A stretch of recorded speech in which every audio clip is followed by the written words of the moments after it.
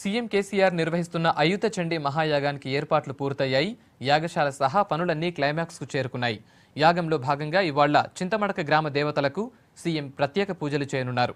ఋత్వికులు, పీఠాధిపతులు, వీఐపీల కోసం special arrangements చేశారు. భక్తుల దర్శనం కోసం ప్రత్యేక ద్వారాన్ని ఏర్పాటు చేశారు. ఆయుత చండీ యాగానికి అంతా సిద్ధమైంది. మెదక్ జిల్లా ఎర్రవల్లిలోని ముఖ్యమంత్రి కేసీఆర్ వ్యవసాయ క్షేత్రంలో ఏర్పాట్లన్నీ పూర్తయ్యాయి. 50 ఎకరాల్లో చేపట్టిన పనులు చివరి దశకు చేరుకున్నాయి. మరో 2 రోజుల్లో యాగం ప్రారంభమవుతుండటంతో పనులకు ఫినిషింగ్ టచ్ ఇస్తున్నారు. ఏర్పాట్లపై సీఎం కేసీఆర్ ఎప్పటికప్పుడు సమీక్ష నిర్వహిస్తున్నారు.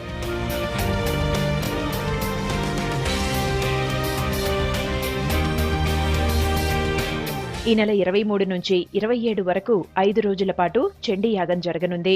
యాగశాలలో ఏర్పాటు చేసిన హోమగుండాల చుట్టూ ఆవు పేడతో అలుకులు పెడుతున్నారు. ఎర్రమట్టితో గడపలు తయారు చేశారు.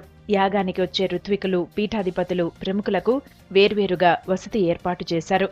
వీఐపీల కోసం ప్రత్యేకంగా కుటీరాలు నిర్మిస్తున్నారు. ఇక యాగాన్ని సందర్శించుకునేందుకు వచ్చే సాధారణ ప్రజలకు ప్రత్యేక దర్శన ద్వారాన్ని పెట్టారు.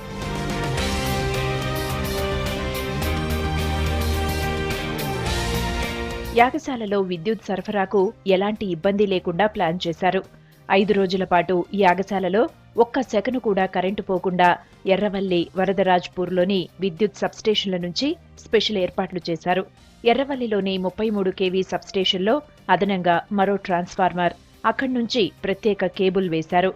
మైక్ సెట్, విద్యుత్ దీపాలు, ఫ్యాన్లు, మోటార్లకు టెంపరరీ ట్రాన్స్ఫార్మర్లు బిగించారు.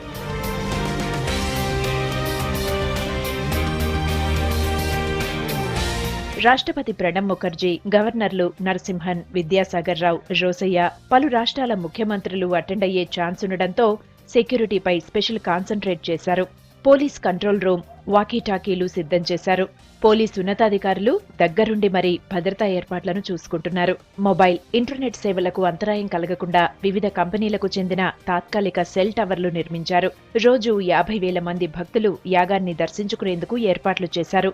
వారికి భోజన వసతి కూడా కల్పించనున్నారు.